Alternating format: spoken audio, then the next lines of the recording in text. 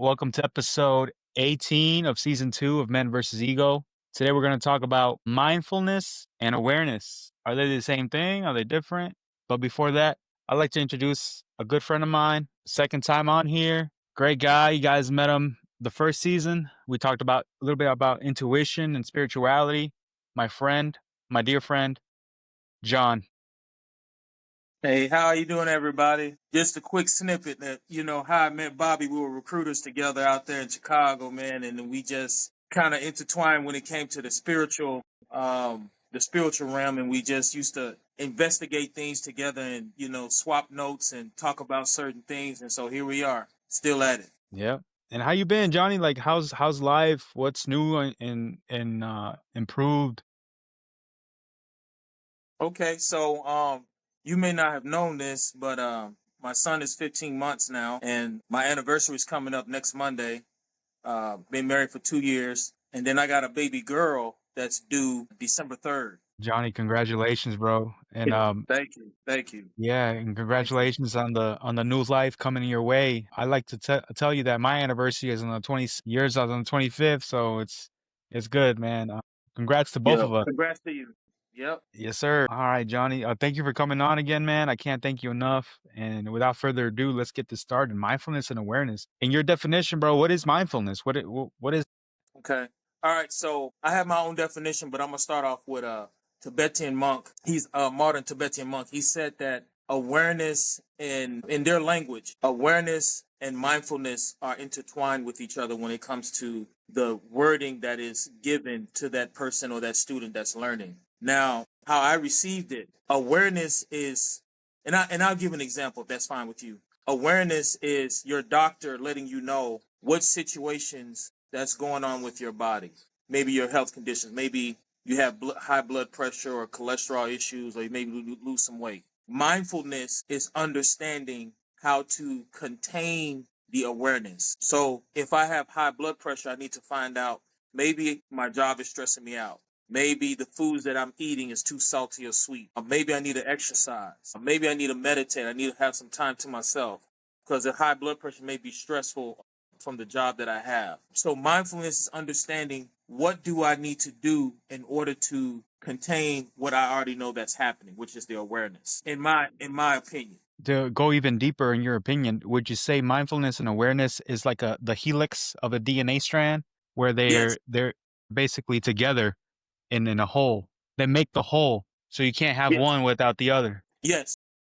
Okay, that's deep. And how do you think they work together, man? Like you said, one contains the other, right? Well, like going back to the first example, if it's a medical problem, right, you are diagnosed with the awareness of knowing that this is the issue. And then you counter it with the mindfulness of knowing, okay, this is the issue.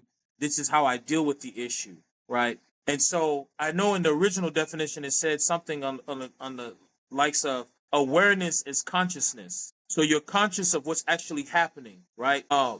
And it's non-judgmental versus whereas awareness, mindfulness, sorry about that, mindfulness also has no judgment, which I kind of disagree about it, because you have to look at a situation and say, hey, from a judgmental standpoint, what is the best course of action, right? So if you're taking a course of action or you're doing something to prevent something or to soften the blow, then you are judging, because maybe you're eating the wrong foods, maybe you're not having enough me time. These are the things that you're gonna do some self awareness to see how can I fix the situation. You know what I mean? Gotcha. Would you say that mindfulness is nested in awareness? Yeah, most definitely, most definitely. Okay. I'd definitely like to give my take on it. When I speak to my subordinates or I'm speaking to somebody that's important or my peers, I like to be mindful of what I'm going to tell them. There's some times where I catch myself wanting to say something that might be rude or might be viewed a different way. And I catch myself and I'm like, wait a minute. I see myself in third person. I see another me in the side of me. And I feel like that's my awareness telling my mind, hey, yo, tell it like this. Say it like this. It's gonna sound better if you say it like this. In other words, think before you speak. Literally, in simple words, think before you speak because I'm being mindful of what I'm saying. Now, if I want to say something not so nice, then I'm just gonna let Mhm. it fly without any filter. I'm not gonna be mindful about it. Mhm. But I do understand awareness is, let's say we're talking, two adults talking, a cuss word slips out, and there's kids around. I should be aware that there's kids around, and maybe that's not the type of language they should be hearing, you know? Or Right. maybe we're in in a professional or religious environment, and Mhm. I know profanity is frowned upon in that area. I should be aware. Like it's almost like read the room. That the old saying, "Hey, yo, man, read the room." Right. Read the room? What do you mean read the room? I don't know if you agree with me on that one, bro. I'll take it a step further. We're conversing right now on a video, right? That's going to be put on social media, right? We are aware that we're two gentlemen that are professional people. Say somebody else professional that knows us may see this video and say, "Hey, I'm just pretending. John is using foul words. You know, he's really showing his ignorance. You know." So like just because this is a conversation between you and I, other people might see this. Other people will see this. So yeah, I'm free to say whatever I want to say, just like you are. But we're both adults, and how we carry ourselves and how we show ourselves, whether I live after this video or I pass on, this is going to be that people are going to remember me by what they see, even if they don't know me. They will look at this video and say, this is an idea of this man." Make sense? Makes So we're sense? right now, me and you are being mindful Yes, we are. Yes, we are. because there are some podcasts that they can get raunchy and they say whatever out their mouth, and you don't see them on YouTube too much. They keep recreating the story so they can keep coming on YouTube because they're profane people and they like to talk about profane topics. So Yeah. Especially in the line of work that we do, John. I know Mhm. you know how it is, man. Why beat a dead horse, right? Right, right. But absolutely. Thank you for taking that next step. What about you think mindfulness and awareness are a personal reflection of the type of people that we are inside? I'll take it a step further. Be my guest. Times we'll use a combat situation, right? Sometimes you have to make decisions on the awareness of something that goes against your beliefs, but in order to protect others and your country, you have to be mindful of if you don't make this righteous decision, then it can affect your troops. It can affect the war. It can affect the outcome of the war. So, yeah, I may feel or I may have beliefs I don't want to kill. But if these people are trying to infiltrate or trying to destroy our company or the soldiers that I'm part of, and I refuse to shoot back or administer aid to my comrades, then I'm doing a disservice by not being mindful of my actions. Beautifully said, brother. Beautifully said. Because we're not only responsible for our life, we're responsible for everybody else's lives that's beneath us. Would you agree? Yes. So my wife, you get not to put her down. She's a very kind woman. She's pretty much like a what we call like a rural girl. African girls are like some are from the city, some are from the rural. So in America, we say city girl or country girl. So my wife is a rural girl, and so her beliefs are very conservative, right? And one time we was having a talk. I said, "I'm gonna buy you a gun," and it alluded to, "I don't want to kill anybody. I don't want to hurt anybody." And I said, that's not how it works. The person that wants to come in your home wants to do things to you that you're not ready to do. So I'm not defending violence, but I'm also letting you know violence does exist. And we have a child. If I'm not there, then you have to do a violent action against a person who's willing to be violent against you. So I told her, you have to defend your home because if you're not willing to defend it, somebody else will take what's yours. And that's the reality of it. It's not about what you want to do, it's what you have to do. Because we have a child together, and now we're about to have two very soon. So that's a perfect example of mindfulness. She had to be mindful of, yeah, these are your beliefs, but don't let your beliefs get you in trouble because there are evil people out there, you know. Yeah, no, I agree, John.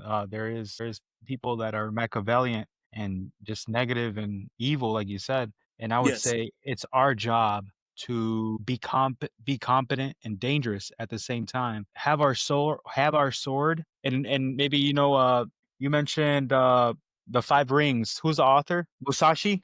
Yes. So basically I'm telling you to keep your sword sheath, but use it when you have to. And that Yes. and that that aspect of you thinking like, "Oh, it's just for protection," and she's thinking the Mhm. opposite. I can see where you come from, bro. Yeah, yeah. Thank you for letting me know that too, and I appreciate you going deep and personal on this, man. And I think it's good for the audience and good for the viewers, so we can really go in deep in this conversation. Yes. We think when we live without mindfulness and awareness, life feels like we're an autopilot, my bad. And instead of responding, we react. You think if we were more aware and more mindful that we would react less and respond more? Yes, because in this world we have a lot of hedonism, right? And people do what makes them feel good, but people also have this ego, right? That if someone step on my toes, I'm gonna step on theirs, right? And so I'm going through that right now. Where you brought up Machiavellian. Machiavellian said sometimes what hinders a man is when he reacts too quickly. He was talking about Cesare Borgia, the Pope's son during that time, and he had an army, and that was his downfall. He would use his army to do, gangster things. And so instead of him taking time doing due diligence to take his time and then strike, no, he would just go ahead and do what he had to do. But he made himself a target by doing those type of things. Because why he made himself a target, people saw, okay, this is the person we got to eliminate. You know what I mean? Mm, So when you talked about that at first, you were speaking about me too, because it's so easy to get caught up in your emotions. I'm a masculine man, man. Nobody talk to me like that, or don't somebody step on my toes or disrespect me like that. But I had to learn that because I am a Muslim, right? The first thing I should worry about is controlling my anger, because that's a discipline in five rings. Controlling your anger and your emotions is the hardest thing, but it's also the easiest thing. Because if you're able to control yourself, no one else can control you. But exactly. if you're unable to control your emotions, people will find out ways to make you get upset, and then before you know it, you're in jail or you're dead. Yeah. Yeah, John. I had a leader coming up the ranks, and I think I was either a PFC or a specialist, a young specialist, E3, E4 in the military. And then he told me, "Hey, Galarza, anybody can yell at you. Anybody can throw papers against the wall, flip a table, punch a wall, call you all sorts of profanities. Yeah, okay. But a leader who looks at you in the eye, talks to you normal, perfectly fine, without his tone going up or down, without him flipping his chair, getting mad at the world because you did something that you weren't supposed to, and still makes you feel bad. Now that's power. That's good leader right there. Yes. Because let's be honest, John. How many times have we seen higher ups or maybe just your boss or a family member do all sorts of tantrums? And let me be clear, John. I'm guilty of it sometimes. But Yeah, me too. then I come back to it and I'm like, what am I doing? No, no, no. Hold on. But how many times have we seen that within our personal lives? I know I've seen it a couple times. Yes.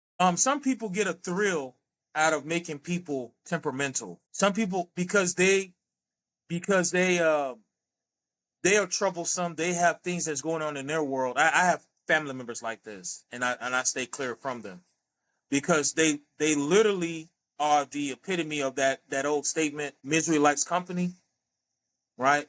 And so because they're miserable and they're not happy, they want to cause problems in your waters. They want to cause problems in your world. And so being mindful of these type of people, because it is evil, being mindful of these type of people, they're not spiritually inclined like how you and I are. They don't like peace. They don't like tranquility. So I stay clear from them, using my mind, saying, hey, look, just because we're family, we're blood, doesn't mean I have to be around you. Because I already know the outcome. I've seen it too many times with other people, what they do to other people, and then I've seen what they've done to me. So me being mindful, understanding, I also keep them away from my family because we're peaceful. We're peaceful over here, you know? Yeah, I think my friend Joey said, I think it's rule 10 or rule 11, avoid the unlucky and, and unhappy, avoid the Mhm. infection. You have to cut it Yes. off before, as much as you try to help somebody, John. And I guess this is mindfulness. This is mindfulness coming to play.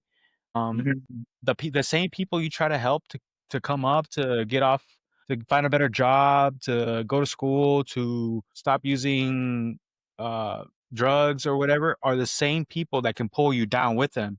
You ever tried Mhm. help you ever have this metaphor is used a lot, but have you ever tried helping a person who's drowning?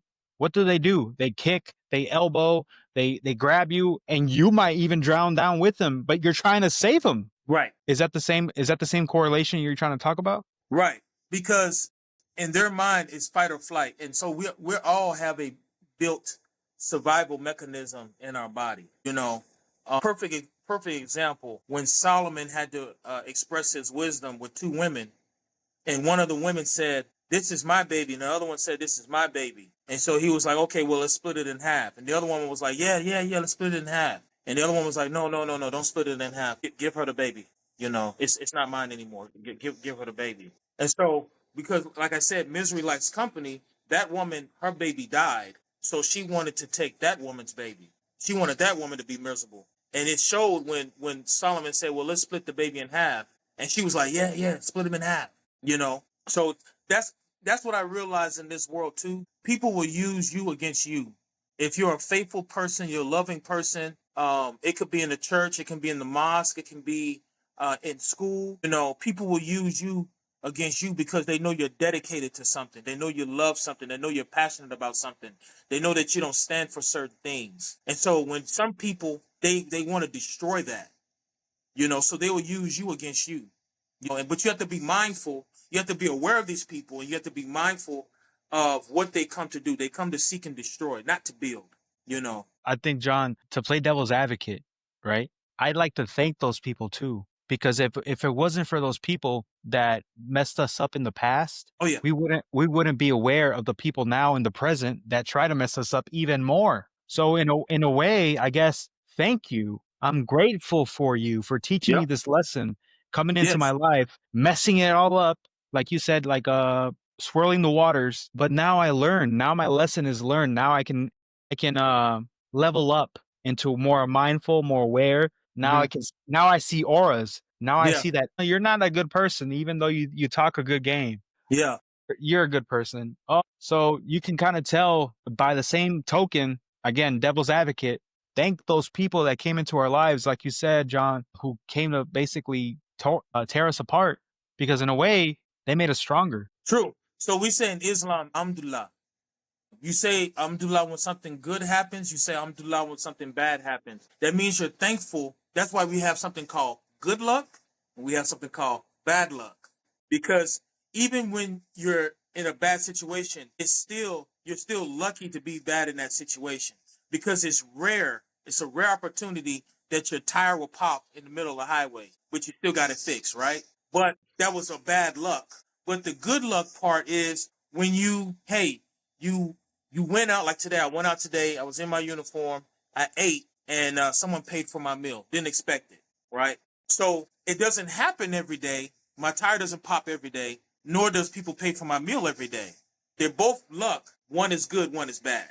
So you always say Alhamdulillah because God is always willing to test you. The universe is always willing to test you to see if you're strong. And just like our parents, our guardians, our uncles, our aunties, people who love us, they're always willing to test us to see how strong we are, to see if we can make it, to see if we can endure. When you have a coach, whether you play soccer, football, wrestling, track, any type of martial arts, they're gonna test you to see what you know. They're gonna test you to see if you can handle it. This is practice. So when you practice, when practice is over with, we're gonna see how you perform when it's time to perform.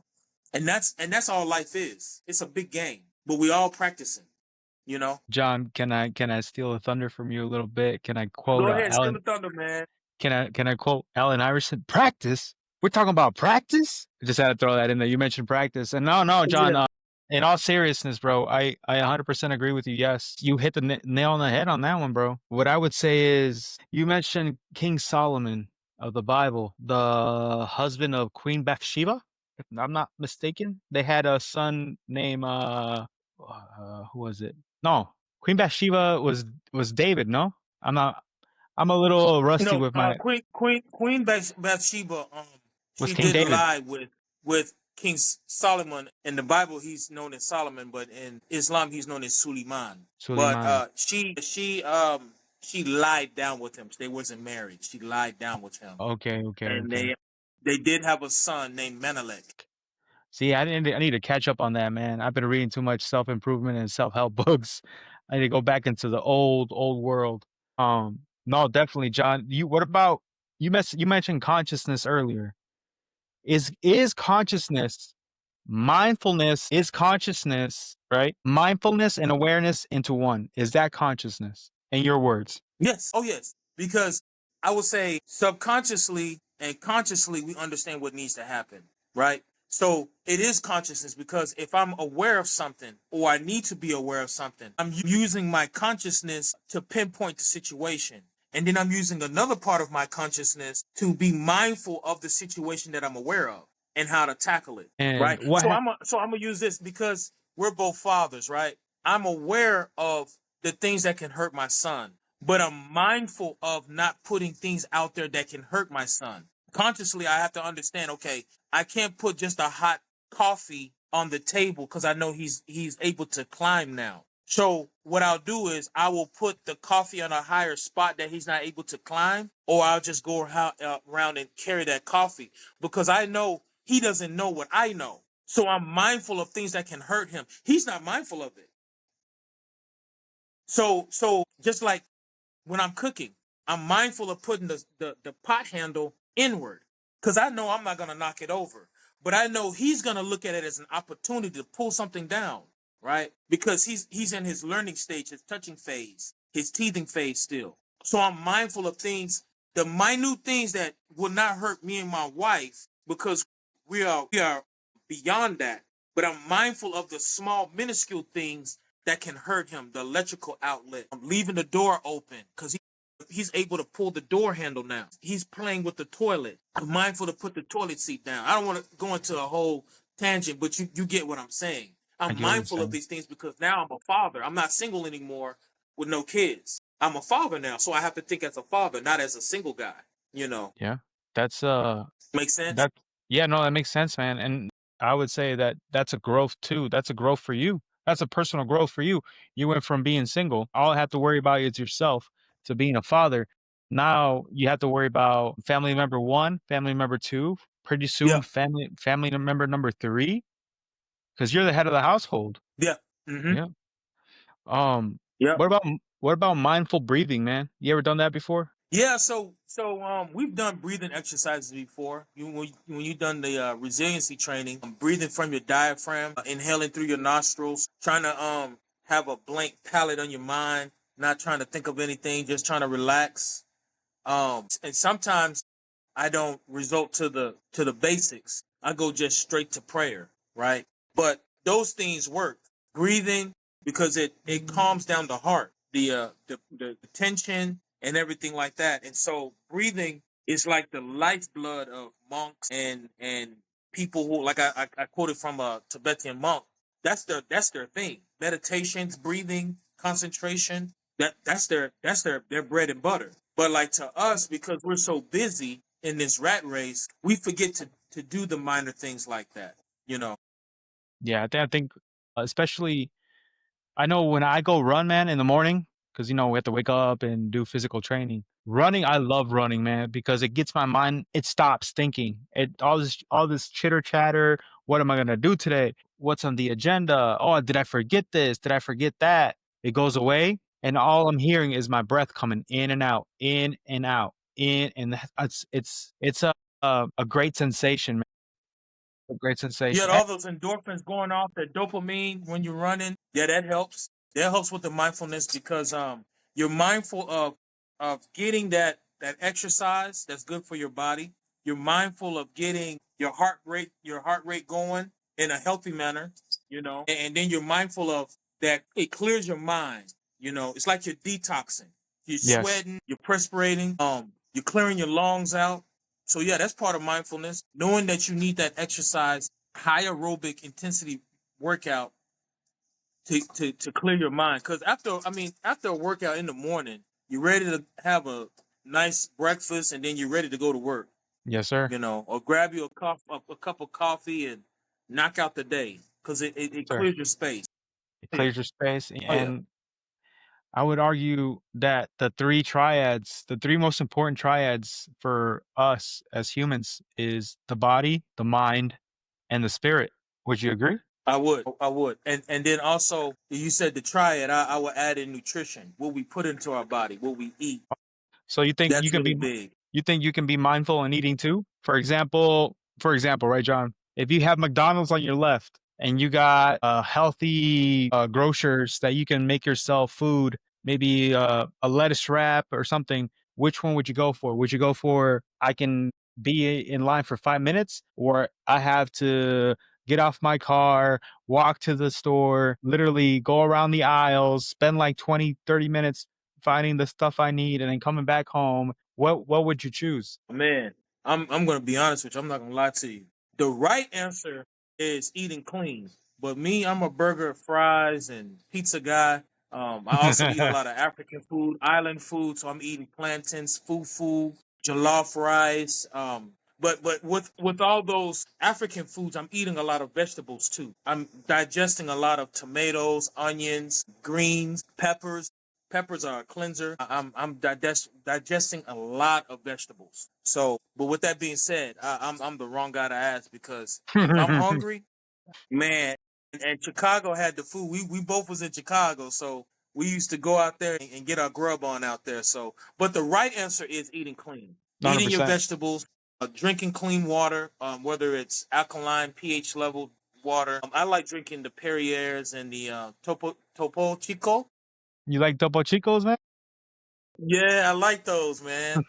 Whether they're flavored or not, I like those waters. The bubbles, the ever essence of it. Yeah, yeah. So, Okay. Yeah, no, I know the feeling. Hey, man, just to let you know, I'm not gonna leave you alone. I am on the same boat as you. Sometimes I go for the food that's quicker and more efficient. I don't wanna get off. Sometimes I'm like, I get off work, I'm tired, and I'm like, "Ah, do I really wanna cook today?" Wow, man, I just pick up something quick from home and take it home. So, hey, man, yep. I think we all do it. I don't think we're here for perfectionism. I think we're here for awareness, right? To bring awareness and be mindful of the things that sometimes we as humans, for lack of better words, we mess up on. Yeah. I agree. I don't mind getting off if it takes 20, 30 minutes to find the ingredients, come home, make a healthy sandwich with turkey breast and Hmm. all that. Yeah, man. Yeah. Or I feel you, bro. I feel you. What about being in the present moment?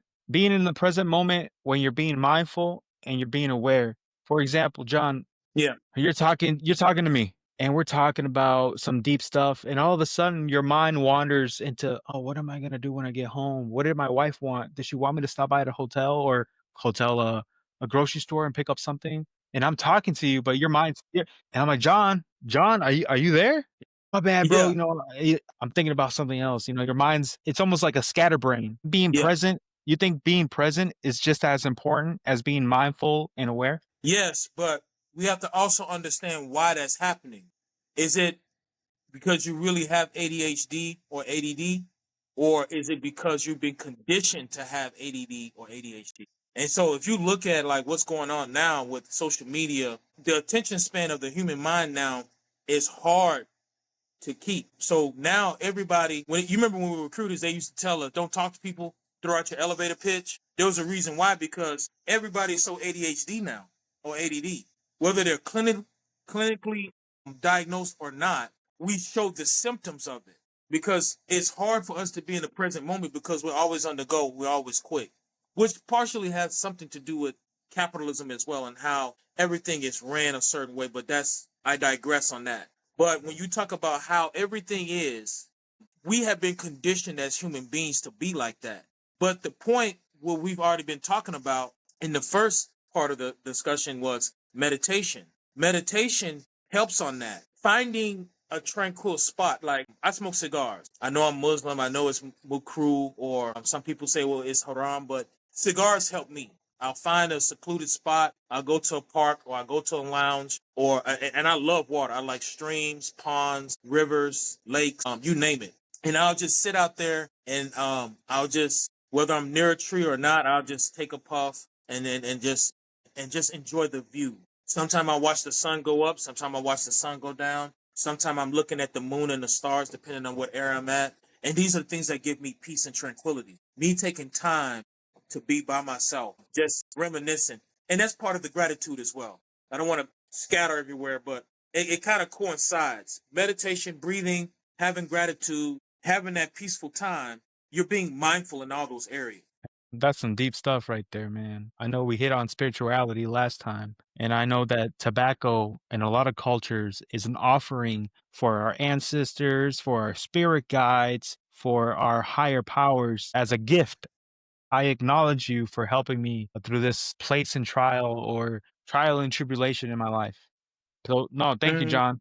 Thank you. I have a weird question to ask, man, and it has to do with mindfulness and awareness. And you mentioned very briefly subconscious, the subconscious. John, I'm gonna let you in a little secret, and maybe our viewers in a little secret too. I didn't know this till a couple years ago. Our subconscious mind is just as powerful as our conscious mind. And Oh, sure. what I mean by that, John, is sometimes they have these affirmations, these positive affirmations, or these subliminals in these YouTube videos, right? You can go to YouTube or maybe Spotify has them, maybe, but I go to YouTube and just look up like positive subliminals for the next day or positive subliminals to go to sleep with. John, I kid you not. It's like hearing a waterfall and they hide the subliminals or the positive affirmations, right? And when you go to sleep, bro, all you hear is that. So you're not conscious because you're sleeping, but your subconscious is on. So your subconscious hears that stuff, and guess what, bro? It kind of brings it to life. Because Mm-hmm. I think we hit on last time that this manifestation and what we have the matrix, right? Quote unquote the matrix does Mm-hmm. can't tell the difference whether we have it in our minds for real, that we believe that we have it, or we have it in the Mm-hmm. real world. I don't know if I'm making any sense. Oh, you are. So, like, what you're talking about, I'm a um I'm gonna take it a step further. You're talking about positive and negative charges. The positive charge on the chakra is the godlike charge. So this is where we're saying we're in alignment with God, right? When you're operating off the top chakra, right? When you're operating off the lowest chakra, that's daemon or demon energy. So when you think negatively, you're thinking. That's why people say you're on demon time because you're at your lowest focal point, whether it's your subconscious mind, whether it's your conscious mind. But when you think positively and you're operating positively, you're in your godlike state. If you look at a battery, the bottom part of the battery is the negative charge. The top portion is the positive charge. We are walking batteries. So how you are consciously, like when I think about somebody, whether it's a positive state, sometimes they will call me or text me right after I finish thinking about them. Because consciously I'm thinking about this person. I didn't say their name out loud or anything. Then I get a call or a text. Because I've been concentrating on this person. Man, I wonder what Bobby's doing. Boom. Man, I wonder if I'm going to get that promotion. Then they say, hey, we got these job postings. Letting you know. Because I've been consciously been thinking about that. So these are things like we have to understand. We control the positive and negative charge. Somebody gets into your head. Hey, John, I don't know why you over here trying to hoop with them guys. You don't even play basketball that good. And they've been wanting me to play with them all, So because I have this negative, I've allowed that negative charge to fester in my mind. I'm operating off of demon energy, the lower portion. So the subconscious mind and the conscious mind has a lot to do with mindfulness and awareness because that's how we operate. We operate off a positive, negative charge. We choose if we want to operate off the negative charge or the negative charge, which is the demon charge. That's up to us. Beautifully said, man. I hope I made sense. No, you made sense. I'm picking up what you're putting down in lack of better words. But can the daemon or the demon or the bottom lower chakra, can that be turned into a positive as well? Not necessarily because it's a negative charge. Can we make it into something that's beneficial for us still? I could answer that question by telling you about a book. There's a book called Outwitting the Devil. And the devil talks about he's being interviewed by the person. And he talks about how he uses radio frequencies or he uses pretty much how he controls people by that wavelength. And it's through the conscious and subconscious mind. Also by institutions and how he institutionalized people to think a certain way. So when you talk about demon energy, you can still have a good outcome, doesn't mean that it's good. Make sense? No, yeah, Because yeah. you're still part of that wavelength. Okay. And who's the author for this book called Outwitting the Devil, you know? I forgot. I really did forget. But I think it was Robert Greene, one of my favorite authors. I think it was Robert Greene. Okay. But the ebook is on YouTube. You can type in that book and you can listen to it on YouTube. I will, man. I'll definitely listen to that book on there. Thank you. I'll put it on my Audible to buy list. I got so many, man. Wow, thank you, John, for that. You're welcome. You gave me a new perspective on it now. And I know you're a big fan of Robert Greene, just like me, and I know you're getting into laws of human nature. And we talked about in the past the 48 laws of power. And I read a book that mentioned the book that you mentioned last time, Miyamoto Musashi, right? Yes. There we go. The Book Miyamoto of Fire Musashi. Rings. Yes, yes. I think it was what book was it? Oh, 30, the 33 Strategies of War, I want to say, by Robert Greene. I believe Yeah. it's he mentions it as a reference to one of the stories he's telling in the book. Great book, by the way, those who want to know the strategies and stuff like that. But hey, John, I think we pretty much hit the nail on the head on the whole mindfulness and awareness. And if people want to know what chakras are, it's easy. You can just Google them or find other YouTube videos that, well, what are chakras? What is that? I don't think we should spend time talking about it. But hey, John, before we say our piece, bro, you want to mention anything else that we might have slipped our mind or anything? No, I think because this is not me being sexist. I just want to state to a lot of men because it's men versus ego. I don't know if a lot of women watch the podcast, but I'm glad if they do. A lot of sometimes men we're not mindful of what our needs are because we're tending to our women or we're tending to the kids or we're tending to our mom or because we're in that capacity to think of others besides ourselves. And so I want to put this out there to a lot of men. I understand what it is to be a hard charger and try to be the best son or trying to be the best husband or trying to be the best father or trying to be the best soldier. But you got to make time for yourself because like we talked about that battery, right? That battery has to charge. Well, first of all, we have to detox first, right? You have to detox first, release that pull, then, meditate, recharge, find a place where you can recharge. Some people use stones. Some people use, the moon cycle or the lunar cycle or, the solar cycle, whatever works for them. And some people use water, but whatever helps you to recharge, right? Those breathing techniques, all those little things that we talked about today. Find time to recharge you because you got to have time for yourself. You got to make time for yourself. Because if you're not showing that you need time for yourself, no one's going to take the time to tell you you need to take time for yourself. That's We need to beautifully said. learn as men. Yeah. So we need to learn that as men that we need to have self-love and self-care. And this is something that I kind of envy of women because they take the time to love themselves. They take the time to give self-care to themselves. Men, we make more the point to try to be the best providers and protectors, which is nothing wrong with that. I'm all about masculinity in a healthy way, but we 100%. we also need to emulate that. We need to take time for ourselves. We've been talking about reading. We've been talking about breathing exercises, meditation. That's not feminine or masculine. Anybody can do it. So that's my point, and that's what I want to tell the fellas out there. Try to take some time for yourself. Thank you, John. I always like to leave the viewers with a book, a recommendation that helped me throughout my journey. And if they want to read it, they can. If they want to say kick rocks, that's cool. Again, this is a podcast of just personal growth of two people sharing their experiences, man. And again, John, for being your second time on here, man, I thank you so much. I'm so grateful for you and taking the time out of your day, out of your schedule to come on here and just bring awareness and mindfulness, no pun intended, to people who do listen to the podcast. But the book I'm going to recommend is 12 Rules for Life. I've recommended it before, but there's a rule in here. It says treat yourself like someone you're responsible for helping. And a lot of times, John, you brought it up. We're so busy trying to bring food on the table or making sure nothing is missing at home or just so busy with life in general that we kind of lose focus on self-pampering and maybe, taking a knee and maybe walking on the grass barefoot so we can ground each other.